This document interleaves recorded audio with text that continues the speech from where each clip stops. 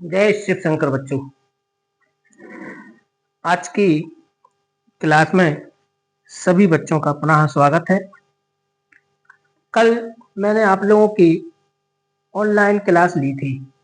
Online classes में कुछ problems आ रही हैं, इसलिए मैं आज फिर से क्लास को रिकॉर्ड करके आपको भेज रहा हूँ। आप उसको स्टडी करें, फिर आपको जब आवश्यकता पड़े जिस चीज़ की तो कमेंट करके बताना। आज बच्चों हम एक क्वेश्चन एक करके चल रहे हैं आपको कि किसी वैद्युत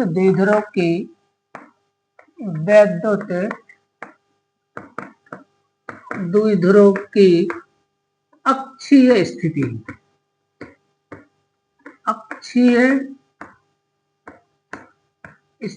में विद्युत क्षेत्र की तीव्रता विद्युत क्षेत्र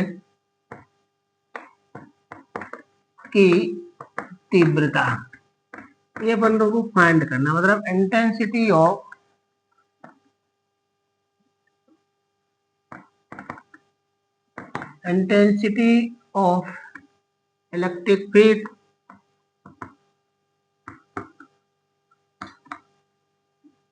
electric field at end on position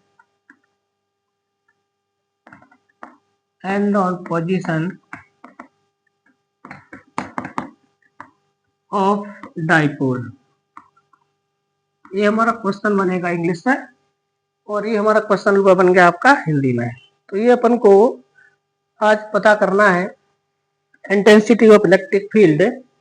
वो भी किस में पता करनी है, बच्चों? एंड ऑन पोजीशन, या उसी को कहते हैं अक्षीय स्थिति। इम्पोर्टेंट डेरिवेशन है। आपको ये परीक्षा में बहुत आया हुआ है, बहुत पूछा गया है। तो देखते हैं कैसे करना है। सबसे पहले इसमें क्या करेंगे, हम एक चित्र बनाएंगे। चित्र किसका बनाना है? डाइपोल का बनाना है। ये मैंने एक पॉइंट ए लिया, दूसरा बी। ए पर प्लस क्यू चार्ज है और बी पर माइनस क्यू चार्ज है, और उनके बीच की जो डिस्टेंस है वो 2a है।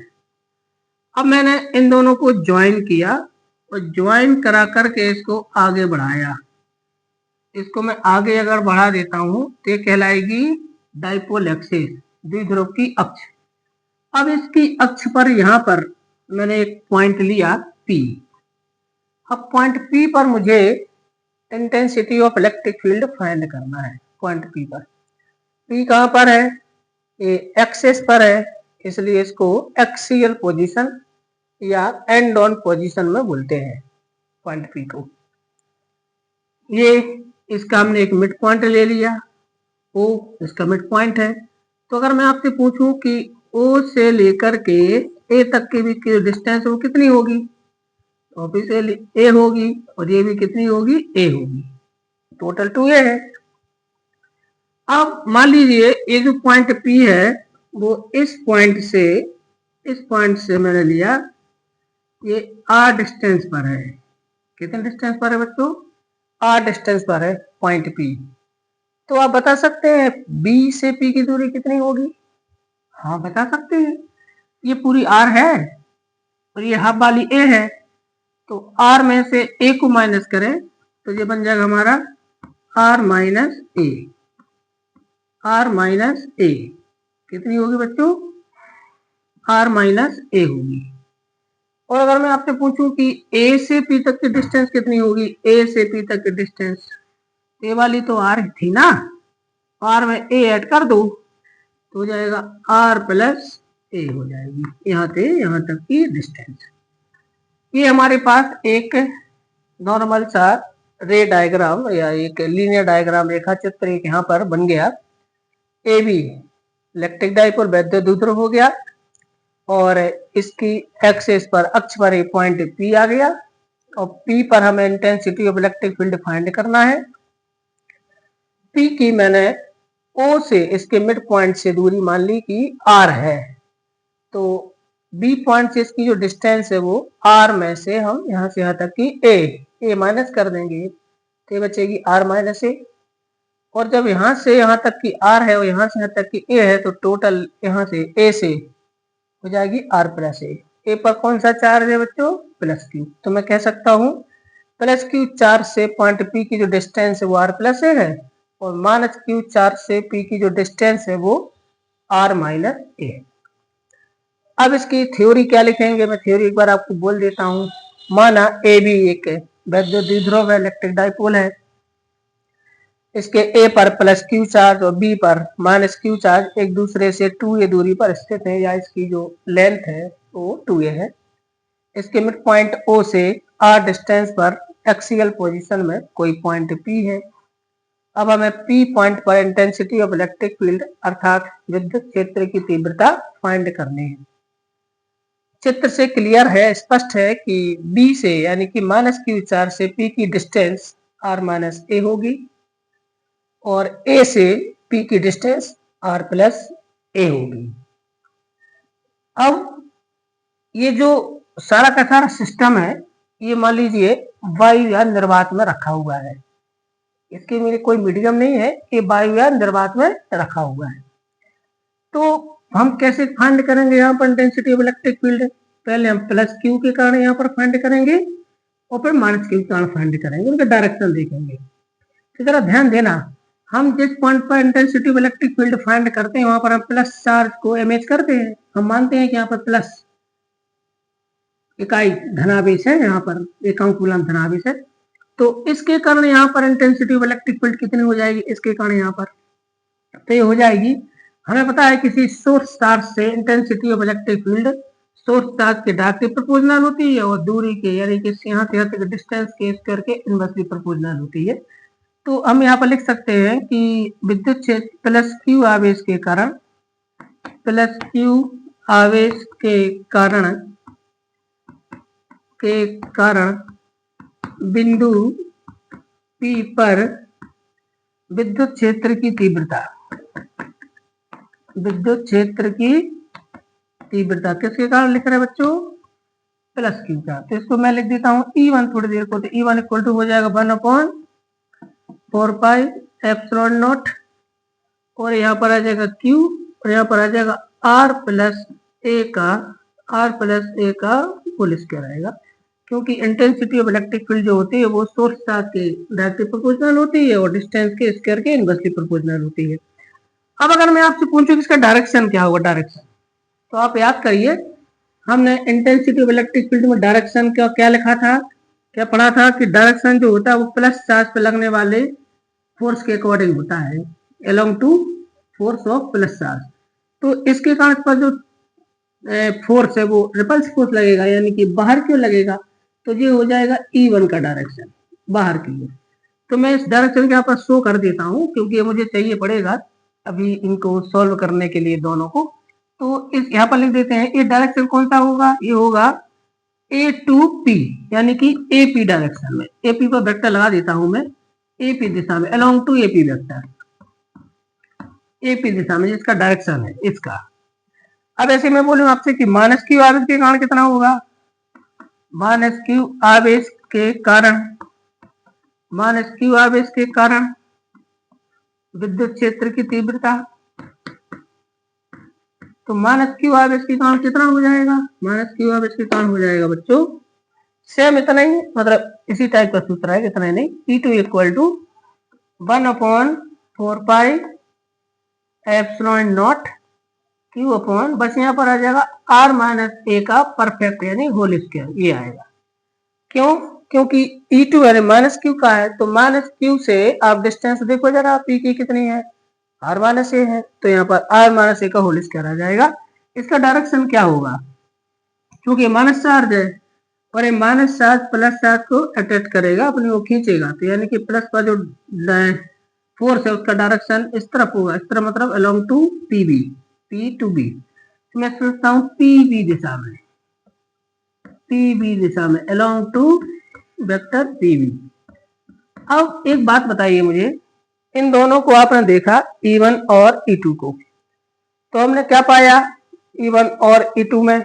हमने क्या पाया कि E1 का जो डायरेक्शन है वो है A2P, A2P, यानी कि इसकी जो एक्सेस है उसके अलोंग A2P, A से P की ओर, वो वाला है P से B की ओर, यानी कि P से A की ओर भी कह सकते हैं, P से B मतलब P से A, तो दोनों के डायरेक्शन अपोजिट नहीं हो गए, मतलब AP यानी E1 का डायरेक्शन इस तरफ आ रहा है और E2 का डायरेक्शन इस तरफ आ रहा है।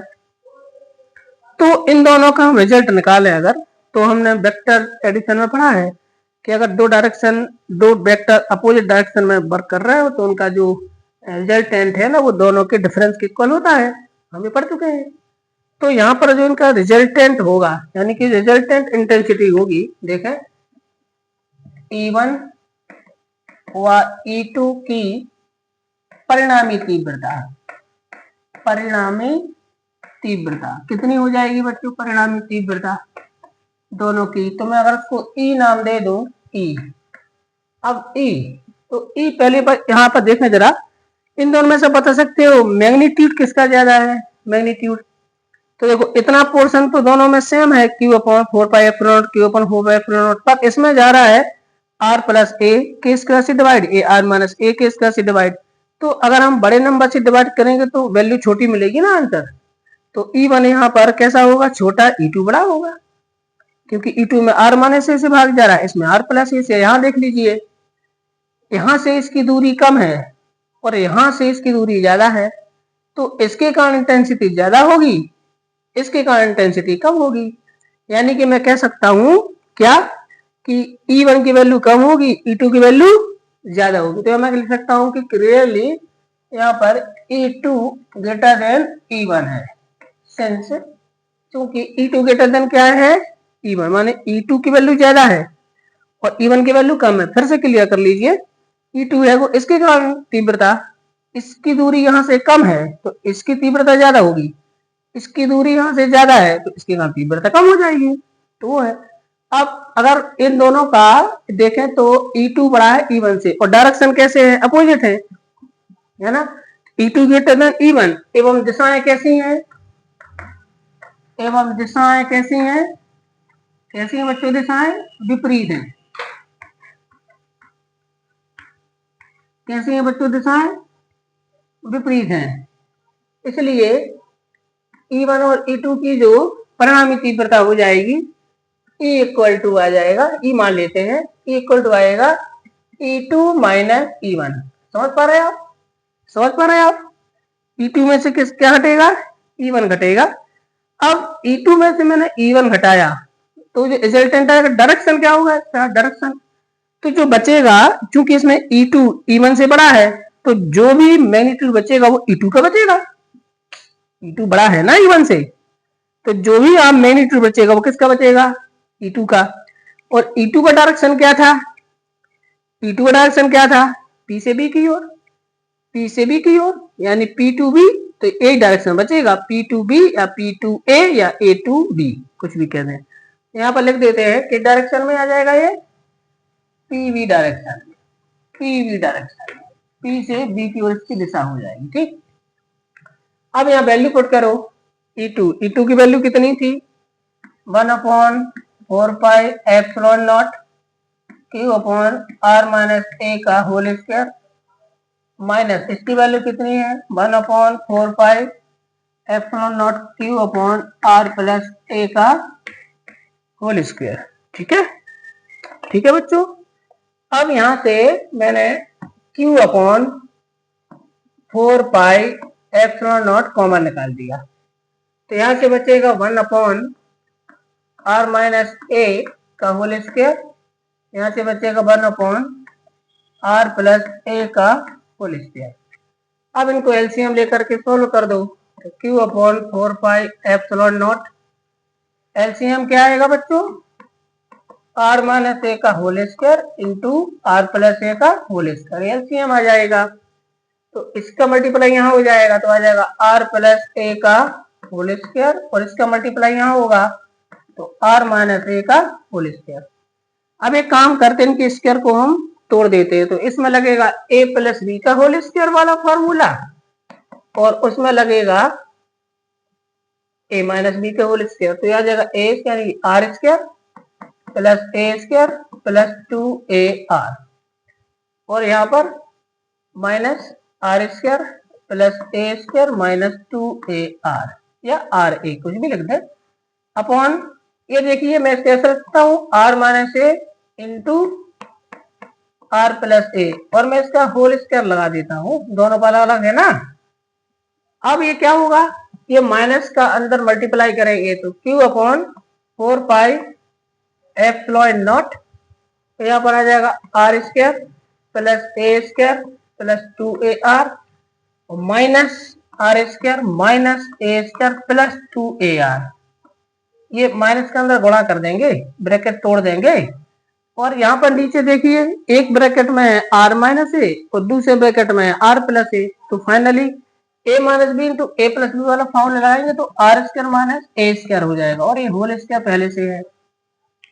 अब ये आर स्क्वायर से आर स्क्वायर कैंसिल हो गया, ए स्क्वायर से ए स्क्वायर कैंसिल हो गया, यानी कि 0 हो गया। तो यहाँ पर q upon 4 pi epsilon not into यहाँ पर 2ar मिलाकर हो गया 4ar, और यहाँ पर आ जाएगा R square minus A square का होल स्क्वायर। अब मैं इसको 2q, इसमें से देखो मैं क्या दिख रहा हूँ, इसको थोड़ा दिख रहा हूँ, ध्यान देना।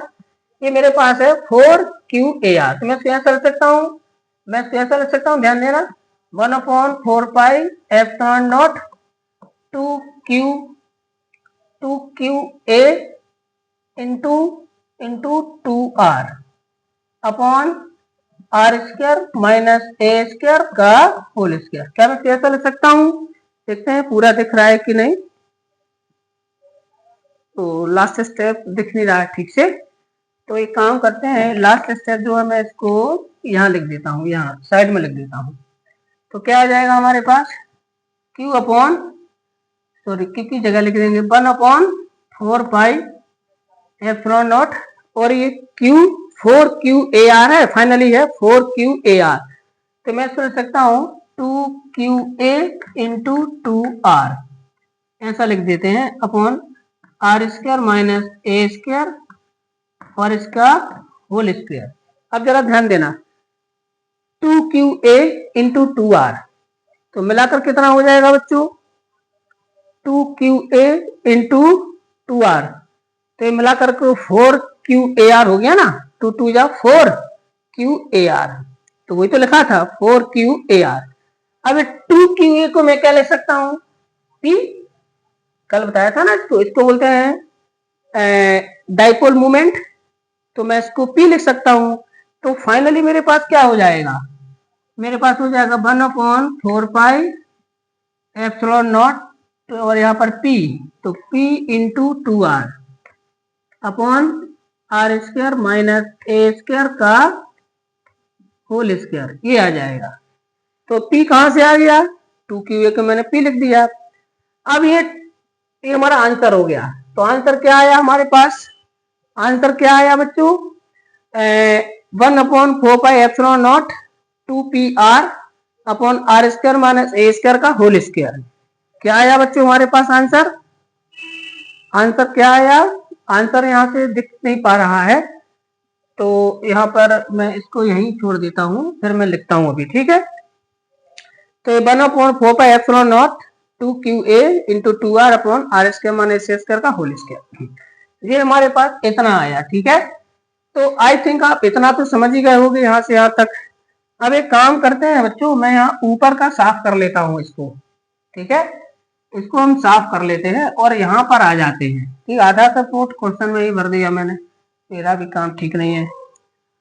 अब यहाँ से हमारे पास आ जाएगा, यहाँ से आ जाएगा हमारे पास 1 upon 4 pi epsilon not into p into 2 और क्या है r 2r और नीचे R square minus A square का होल स्क्वायर। अब मैं इसको जमा कर लिख देता हूं, तो 1 upon 4 pi epsilon not 2pr इसको लिख देते हैं upon R square minus A square का होल स्क्वायर, ये आ गया E। ये है intensity of electric field at end on position of electric dipole. ये है इसका formula 1/4πε0 2πr upon r square माइनस a स्क्वायर का whole square newton per coulomb ऐसा यूनिट है। आप सोचे होंगे इसके लिए ये होती है, ये आपको परीक्षा में निकालने के लिए ये आती है। तो क्या किया मैंने, सबसे पहले मैंने ये बनाया इलेक्ट्रिक डाइपोल का चित्र बच्चों ऐसे बनाना, और चित्र को क्या करना पड़ता है परीक्षा में, चित्र को ऐसे बाउंडेड कर देते हैं एग्जाम में, इससे आपके मार्क्स अच्छे मिलते हैं। और नीचे नाम लिख देते हैं कि ये काय का चित्र है। तो ऐसे मैं इसका नाम लिखूंगा तो लिख दूंगा कि वैद्युत द्विध्रुव की अक्षीय स्थिति में विद्युत क्षेत्र, इसका नाम लिख देंगे। अब इसका थोड़ा डिटेल दे देते हैं, तो मैं आपको बोल चुका हूं, और आपको मैंने इंग्लिश में तो पीडीएफ भेज दिया है, इंग्लिश में इसका सारा का सारा पीडीएफ इस चैप्टर का हैंडमेड वो मैंने टेलीग्राम ग्रुप में डाल दिया है। तो आप उसमें से उसको जा करके नोट भी कर सकते हो, विथ लैंग्वेज के मिल जाएगा। ये आ गया हमारे पास। अब क्या होता है इसमें बच्चों, एक कंडीशन आती है। क्या कंडीशन आती है देखें, स्पेशल केस आता है, कुछ स्पेशल केस या विशेष स्थिति। तो ये विशेष स्थिति कब आपको लेना है, विशेष स्थिति स्पेशल केस, ये आपको कब लगाना है। अब मान लीजिए कि ये जो डाइपोल है ये बहुत छोटा है, और वैसे भी होता भी है, कल हमने देखा था इसकी एटॉमिक या मॉलिक्यूलर साइज होती है, तो ये बहुत छोटा है और ये काफी दूर है।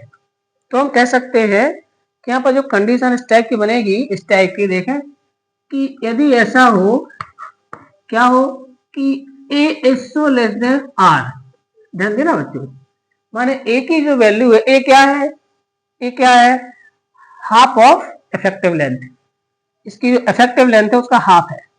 ये बहुत छोटा है और आर बहुत बड़ा है। आर क्या है, distance of point P from mid point of dipole, ये आर है। इन दिस केस, इस केस में क्या होगा कि हम ए स्क्वायर को निगलेक्टेबल कर देंगे, ए स्क्वायर को नगण्य मान लेंगे। यदि ए लेस देन आर, तब ए स्क्वायर को नगण्य मानने पर, ए स्क्वायर को क्या मानने पर, नगण्य। नगण्य का मतलब क्या हुआ, नगण्य का मतलब होगा हम इसको छोड़ देंगे, इसकी वैल्यू बहुत ही कम हो जाएगी, तो बहुत कम हो जाएगी, हम इसको छोड़ देंगे। तो ए करने पर हमें आंसर मिलेगा E equal to 1/4πε0 2πr upon A square को तो छोड़ देना है, तो आर स्क्वायर रहेगा, आर स्क्वायर का स्क्वायर होगा। तो ये 1/4πε0 2πr upon r to the power 4। अब ये 4 पावर से एक पावर कट जाएगा, तो फाइनल आंसर आएगा 1/4πε0 2p अपॉन r क्यूब। ये आया हमारे पास, ये आया, ये आंसर है वो, ठीक है ना। अब देखो मैं क्या बताने वाला हूं बच्चों, जरा ध्यान देना। ये जो कंडीशन है स्पेशल केसेस है, हम मोस्टली इसी का यूज करते हैं, सवालों में इसी का ज्यादातर यूज होता है। यहाँ पर आपको ये केस कब लिखना है, अगर परीक्षा में क्वेश्चन में लिखा है कि वैद्युत द्विध्रुव के कारण विद्युत क्षेत्र की तीव्रता ज्ञात कीजिए, और क्वेश्चन में लिखा है किसी छोटे वैद्युत द्विध्रुव के कारण विद्युत क्षेत्र की तीव्रता ज्ञात कीजिए, छोटे, अगर उसने ऐसा स्पेशल लिखा हुआ है कि छोटे वैद्युत द्विध्रुव के कारण, तो आपको क्या करना है बच्चों कि ये केस तक करना है, यहां तक सॉल्व करना है। मेरी बात फिर से सुनिए, मैं फिर से रिपीट कर रहा हूं। अगर क्वेश्चन में लिखा है किसी छोटे वैद्युत द्विध्रुव के कारण एक लिटिल इलेक्ट्रिक डाइपोल है, और लिटिल इलेक्ट्रिक डाइपोल के कारण आपको intensity of electric field find करने को बोल रहा है, तब आपको इस केस तक सॉल्व करना है, यहां तक सॉल्व करना है, ठीक है ना। और अगर नहीं है ऐसा, सिर्फ उसने कहा है अच्छी स्थिति में तीव्रता ज्ञात कीजिए, तो आपकी इच्छा है आप यहां तक छोड़ दो या स्पेशल केस भी बता दो चाहो तो। अब इसका फॉर्मूला बहुत अच्छी तरह से याद रखना। अब कंपटीशन में से क्या पूछा गया बच्चों, कंपटीशन में क्या पूछा गया, ध्यान देना मेरी बात पर।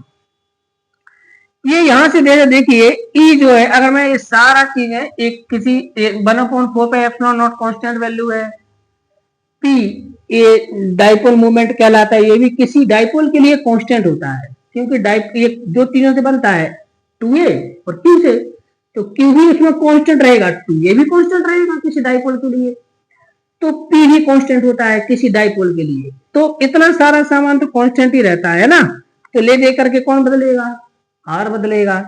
तो हम कह सकते हैं यहाँ पर कि अगर ये सारा का सारा कांस्टेंट है तो मैं इसको कह सकता हूँ कि E is directly proportional to 1/r3। ये देखो कितनी गजब की बात लिखी है ना, कितनी गजब की बात निकली है। क्या निकला है कि intensity of electric field due to electric dipole is inversely proportional of Q of distance from dipole. मतलब किसी वैद्युत द्विध्रुव के कारण विद्युत क्षेत्र की तीव्रता वैद्युत द्विध्रुव के मध्य बिंदु से बिंदु की दूरी के घन के समानुपाती होती है। और कल हमने क्या पढ़ा था, कल क्या पढ़ा था, मतलब वो परसों 2-3 दिन पहले, कि जो Q चार्ज की कारण इंटेंसिटी होती है वो डायरेक्ट इनवर्सली प्रोपोर्शनल होती है टू R स्क्वायर। तो ये है वो ड्यू टू सोर्स चार्ज। ये किसका लगना है, ड्यू टू सोर्स चार्ज, माने किसी बिंदु आवेश के कारण विद्युत क्षेत्र की तीव्रता, ये कंडीशन। और ये कब लगना है, ड्यू टू इलेक्ट्रिक डाइपोल, किसी वैद्युत द्विध्रुव के कारण विद्युत क्षेत्र की तीव्रता, ये कंडीशन होती है। तो ध्यान रखना है, इसमें आर क्यू आता है, इसमें आर स्क्वायर आता है, और परीक्षा में हमसे ये पूछा जाता है, ठीक है ना। तो ये हमारे पास फॉर्मूला आया, E equal to 1/4πε0 2p/r³ newton per coulomb, और एक आंसर ये आया। अब बच्चों मैं आपको एक बात बता दूं, यहाँ पर देखिए वापस आई है E बराबर, तो E बराबर लिखा है E2 - E1। दिशा क्या लिखी, डायरेक्शन, डायरेक्शन है पीवी डायरेक्शन, लिखा है ना। तो पीवी डायरेक्शन में ढूंढिए थे, तो अगर मैं देखूं चित्र आपका ऐसा बना था, यहाँ ए था, यहाँ बी था, और यहाँ पर पी था।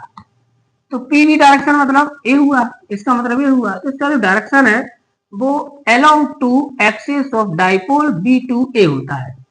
अब बी पर आप ध्यान करो, अभी -4 था और इस पर +4 था, तो हम कह सकते हैं कि अक्षीय स्थिति में विद्युत क्षेत्र की तीव्रता की दिशा अक्ष का निर्देश ऋणावेश से धनावेश की ओर होती है। यही याद करना है, यही मैं जो बोल रहा हूँ, क्या कि अक्षीय स्थिति में जो विद्युत क्षेत्र की तीव्रता होती है, इंटेंसिटी ऑफ इलेक्ट्रिक फील्ड होती है, उसका डायरेक्शन B2A अर्थात -2+, यानी कि ऋण आवेश से धनावेश की ओर होती है उसकी दिशा। और कैसी होती है, अलोंग टू डाइपोल एक्सिस, द्विध्रुव की अक्ष के अनुदिश। तो इसका डायरेक्शन होता है, फिर से बोल देता हूँ, वैद्युत द्विध्रुव में के कारण विद्युत क्षेत्र की तीव्रता की दिशा अक्षीय स्थिति में द्विध्रुव की अक्ष के अनुदिश ऋणावेश से धनावेश की ओर होती है। तो आई थिंक आप लोग इसको समझ गए होंगे, विद्युत क्षेत्र की तीव्रता कैसे निकाली जाती है इसमें, ठीक है ना। चलिए अब अपन के पास आता है अगला वाला डेरिवेशन। अब इसको आप एक से ज्यादा बार वीडियो को देख लेना रिवर्स करके, तो आप समझ जाओगे, फॉर्मूला याद रखना। अब हम बात करते हैं किस पर, अब हम बात करते हैं विद्युत क्षेत्र की तीव्रता लक्षीय स्थिति में। लक्षीय मतलब ब्रॉड साइड ऑन पोजीशन। लक्षीय का मतलब क्या हुआ बच्चों, ब्रॉड साइड ऑन पोजीशन। तो लक्षीय स्थिति में देखते हैं विद्युत क्षेत्र की तीव्रता क्या होती है ना, देखते हैं। तो अब हमारे हैं वैद्युत द्विध्रुव की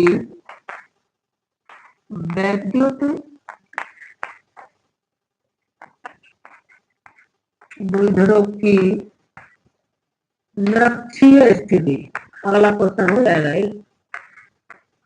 लक्षीय स्थिति में विद्युत क्षेत्र की तीव्रता, विद्युत क्षेत्र की तीव्रता ये फाइंड करना है। क्या बोलेंगे इसको, intensity of electric field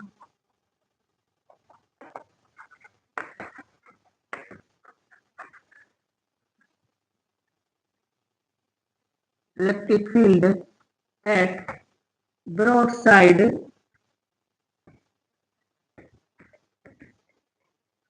broadside on position।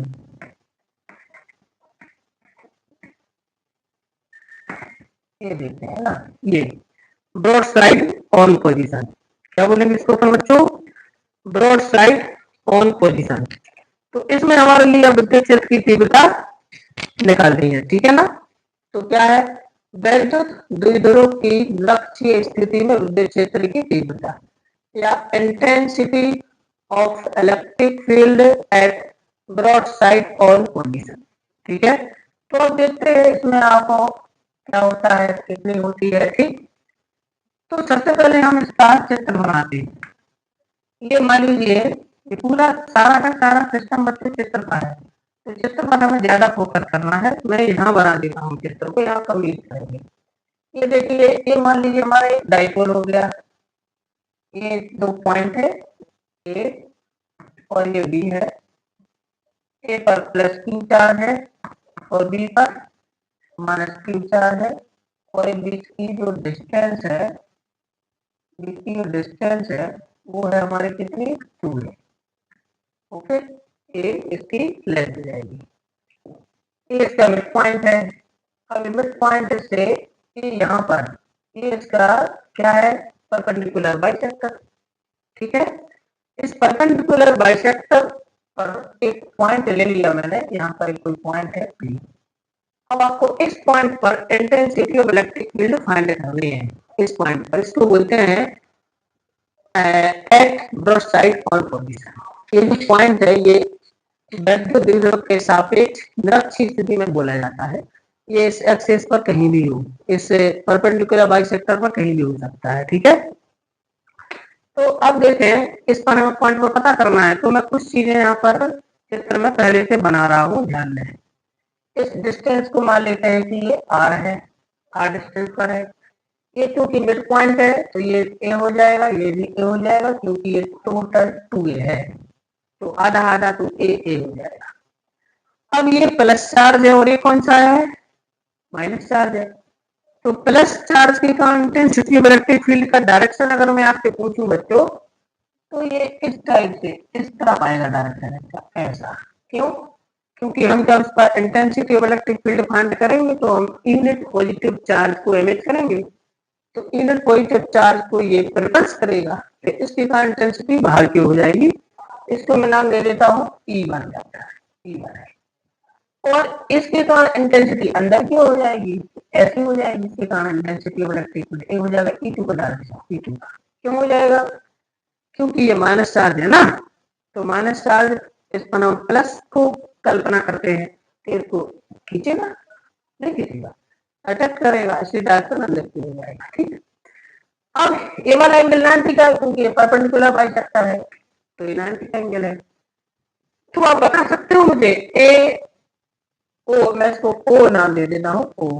तो ए ओ पी कौन सा ट्राइंगल है, कौन सा ट्राइंगल है, आप बता पा रहे हैं कि ये राइट एंगल ट्राइंगल है, यानी कि समकोण त्रिभुज है।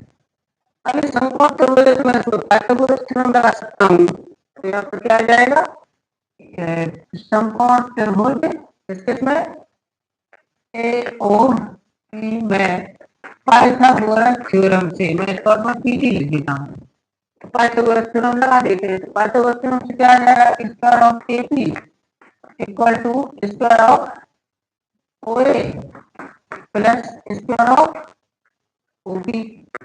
तो स्क्वायर ऑफ ओ ए मतलब ए स्क्वायर, और यहाँ पर आ जाएगा R square, R square A P square. मुझे तो ए पी चाहिए ना, ए पी को जाएगा square root of A square plus R square, आएगा नहीं आएगा, आएगा।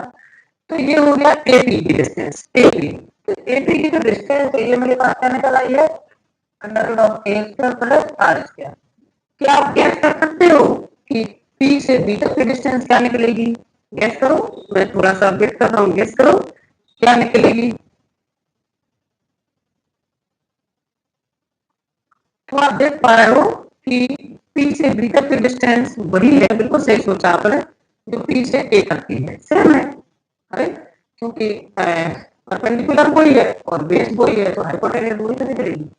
यानी कि मैं कह सकता हूँ कि इतनी डिस्टेंस कौन सी निकली है, पीवी निकली है, इतनी।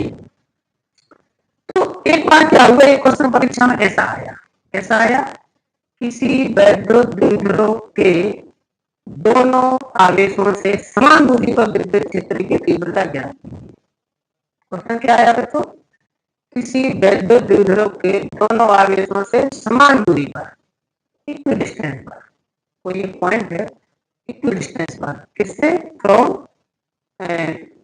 Point charge of electric dipole. तो इलेक्ट्रिक डाइपोल की जो पॉइंट चार्ज है उससे इक्वल डिस्टेंस पर कोई पॉइंट है, उस पॉइंट पर intensity of electric field define कीजिए। ना उसमें ब्रॉड साइड और पॉइंटर लिखा, ना उसमें नक्षीय लिखा, और ना उसमें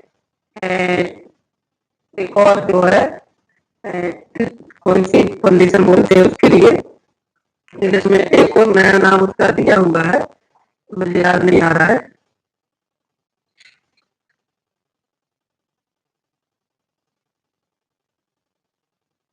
इक्विटोरियल, ना तो इक्विटोरियल बट लिखा था, और ना ही ब्रॉड साइड ऑन पोजिशन लिखा था, और ना ही नक्षीय लिखा था।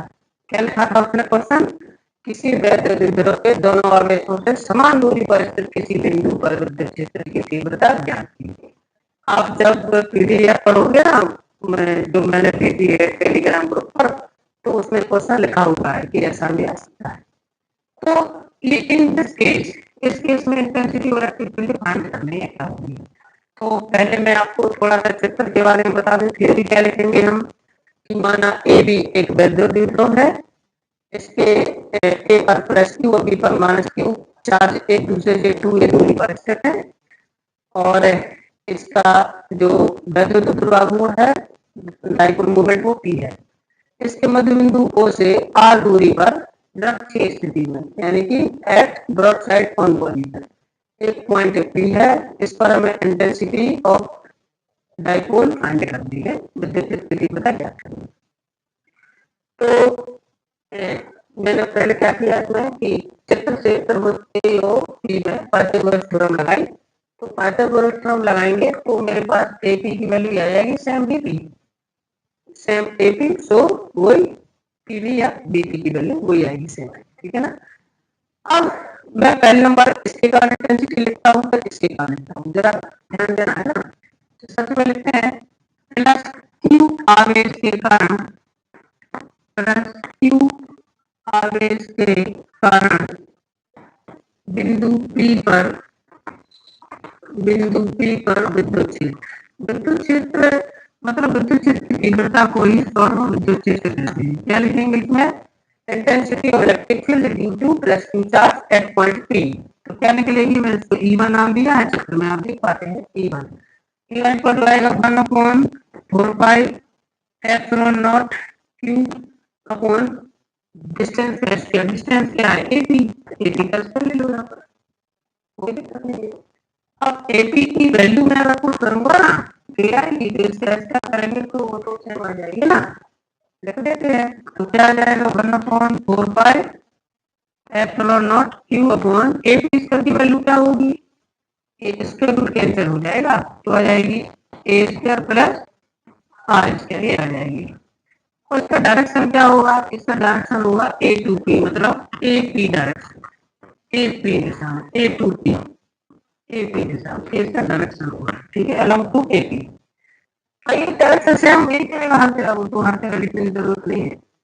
अब माइनस क्यू आवेश के कारण कितनी होगी, आप बताओ, माइनस क्यू आवेश के कारण तीव्रता, के कारण तीव्रता, तो इसको मैं ले लेता हूँ P2 इक्वल टू, तो 1/4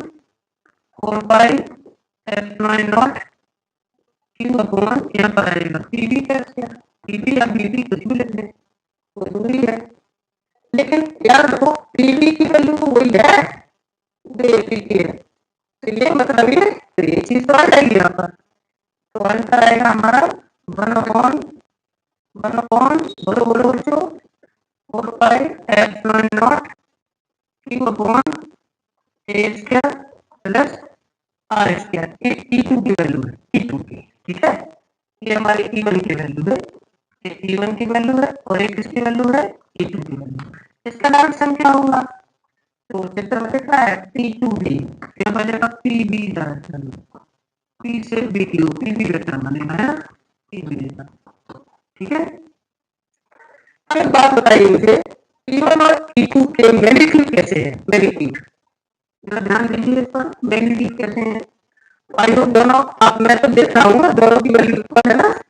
तो हमने क्या देखा यहाँ पर E1 इक्वल टू E2, दोनों अभी क्या था, E2 ग्रेटर देन E1 था एंड दोनों पोजीशन में, और ब्रॉड साइड ऑन पोजीशन में क्या देखा हमने, E1 इक्वल टू E2 है, मतलब intensity relative to find but परंतु दिशाएं भिन्न भिन्न है, परंतु दिशाएं कैसी हैं, दिशाएं कैसी हैं, भिन्न भिन्न भिन्न भिन्न है। अब ये दिक्कत हो रही, अब देखिए अगर दिशाएं सेम होती तो हम ऐड कर देते, और अगर दिशाएं अपोजिट होती तो हम सब्ट्रैक्ट कर देते।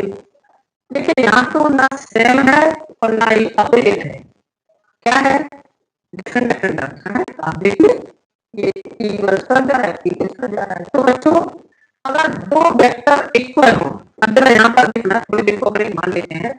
मान लीजिए ये जो डायरेक्शन है ये एक्सिस के साथ में थीटा कोण बना है, थीटा, ठीक है, तो ये दोनों पे इक्वल है ना, ये दोनों साइड, इस साइड में दोनों साइड इक्वल है, तो ये दोनों एंगल इक्वल होंगे, ये इतना थीटा से भी थीटा होगा, होगा ना, क्योंकि आइसोसेलेस ट्रायंगल हो गया, समझी बात, तो समान हो जाओ तो सामने के कोण बराबर होते हैं। अब अगर मैं यहाँ से इसका एक कोण खींचूं, यहाँ से ध्यान देना, इस केंद्र को पैरेलल, इसके पैरेलल यहाँ से इस कोण का अंदर खींचा मैंने, तो ये वाला एंगल थीटा है, तो ये भी थीटा हो जाएगा ना ऊपर, क्यों, क्योंकि ये दोनों संगत कोण है, करस्पॉन्डिंग एंगल है, करस्पॉन्डिंग एंगल है। हम जानते हैं जो पैरेलल लाइंस को अगर ये ट्रांसवर्सल कट करता है तो ये दोनों एंगल इक्वल होते हैं, इनको बोलते हैं करस्पॉन्डिंग एंगल, और ये एंगल थीटा तो ये भी थीटा होगा ना, होगा ना, क्यों नहीं होगा, क्यों, इनको बोलते हैं अल्टरनेट इंटीरियर एंगल, ये ट्रांसवर्सल हो गया और एक पैरेलल लाइंस होंगे तो अल्टरनेट।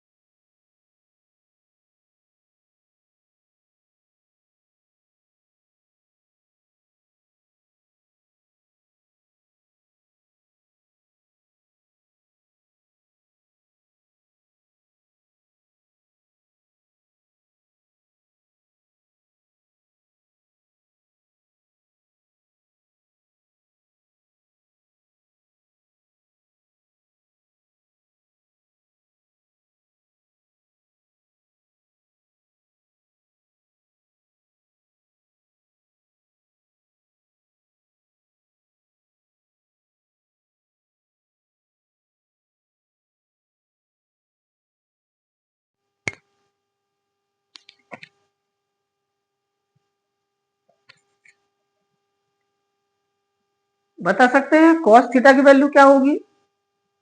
हाँ, आप ये वाला ट्राइंगल है, ये ट्राइंगल किसी में भी ले लो आप, तो cos theta equal to, since cos theta equal to होता है हमारे पास base upon hypotenuse, then base, यहाँ पर बेस हो जाएगा ए और हाइपोटेनियस हो जाएगा under root of A square plus R square, ये होगा। तो ये वाली वैल्यू यहाँ पुट करो ना, तो आ जाएगा 1/4 पाई एप्सिलॉन नॉट, 2 यहाँ ले जाता हूँ तो हो जाएगा 2q अपॉन में आ जाएगा A square plus R square, इसका जो है whole square into cos theta की वैल्यू लिखेंगे A upon under root of A square plus R square. अब बच्चों जरा ध्यान दीजिए, 1/4 पाई एप्सिलॉन नॉट 2qa, इन दोनों का अगर मैं मल्टीप्लाई करूंगा तो 2qa बन जाएगा, और अगर मैं इन दोनों का मल्टीप्लाई करूं तो देखो इस पर है वो 2 का पावर, इस पर है 1/2 का पावर, दोनों का मल्टीप्लाई करेंगे तो 1/2 और 2 को ऐड करेंगे तो कितना आएगा बच्चे जल्दी बताओ, तो वो आएगा 2qa upon A square plus R square whole to the power 3/2 हो जाएगा, 3/2 हो जाएगा, ठीक है ना, याद कर लिए, ये 3/2 हो जाएगा, ठीक। 1 का पावर ये है, इस पर है 1 का पावर, इस पर है 1/2 का, 1 प्लस 1/2 मतलब 3/2।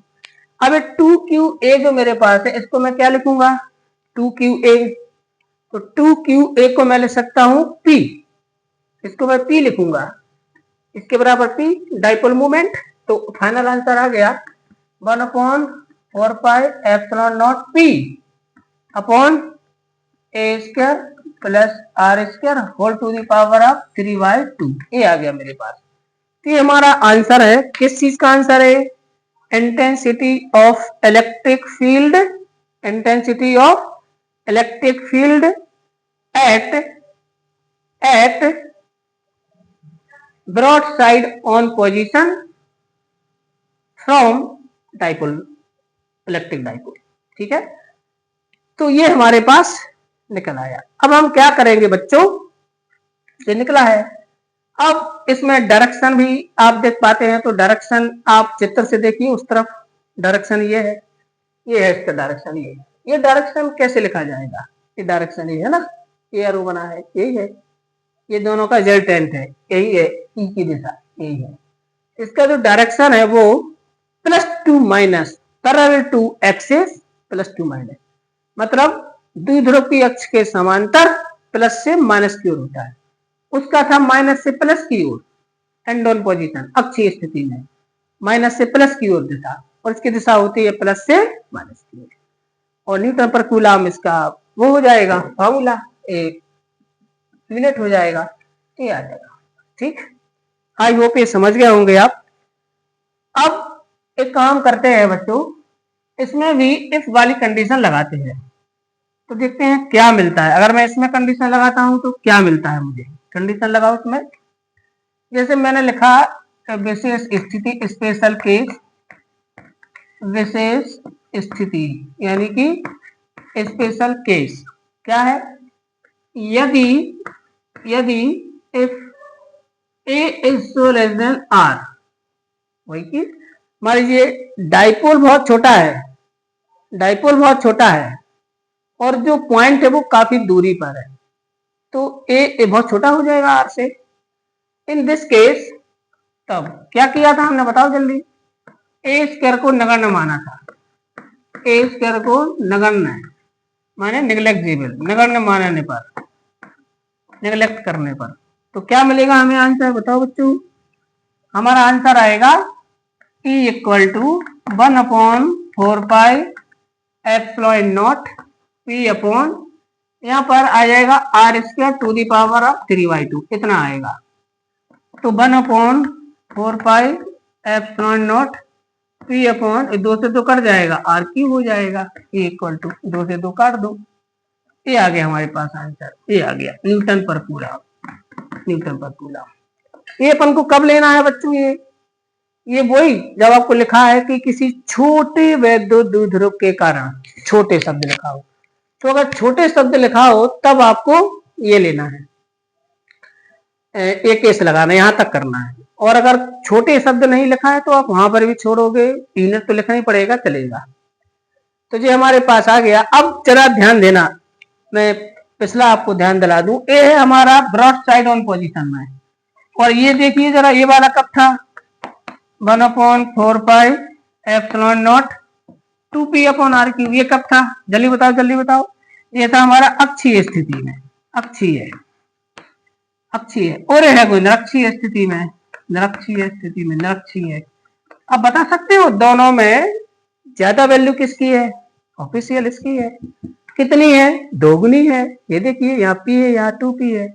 अब आप इसको रट्टा मार लो, याद कर लो इसको कि अक्षीय स्थिति में किसी बिंदु पर चुंबकीय क्षेत्र की तीव्रता निरक्षीय स्थिति में उतनी ही दूरी की दोगुनी होती है, डबल। यानी कि अगर यही पॉइंट यहाँ पर होता, जो r डिस्टेंस पर यहाँ पर है, यही r डिस्टेंस पर यहाँ पर होता, तो यहाँ से डबल होगी इंटेंसिटी ऑफ इलेक्ट्रिसिटी। मतलब जैसे मान लीजिए यहाँ पर 10 न्यूटन पर कूलम है तो यहाँ पर 20 हो जाएगी। बात समझ पा रहे हैं? यहाँ पर अगर 30 न्यूटन पर कूलम है तो यहाँ पर 60 हो जाएगी। और यहाँ पर इसकी हाफ हो जाती है, यहाँ मान लीजिए 50 है, 50 तो यहाँ पर 25 बचेगी। तो ये हाफ और डबल का ये रिलेशन है, ये ध्यान रखना है। इसका डायरेक्शन ध्यान रखना है, डायरेक्शन होता है +2 और उसका डायरेक्शन था -2+। तो ये दोनों डेरिवेशन में से बच्चों 4 नंबर का एक आपको परीक्षा में आना है, आता ही है हर साल। तो आपको अच्छी तरह से इसको याद कर लेना है, कमेंट करके मुझे बता देना। अगर फिर से एक्सप्लेन करने की आवश्यकता हो, वैसे चूंकि ये टेक्नोलॉजी का जमाना है, वीडियो है, तो आप उसको बार बार देख सकते हो। और अगर आपको कोई स्टेप अनक्लियर है तो प्लीज कमेंट करके बता देना, मैं उस स्टेप को अगले वाले वीडियो में पहले उसी को एक्सप्लेन कर दूंगा, समझा दूंगा, और फिर उसके बाद हम आगे बढ़ेंगे। नमस्कार।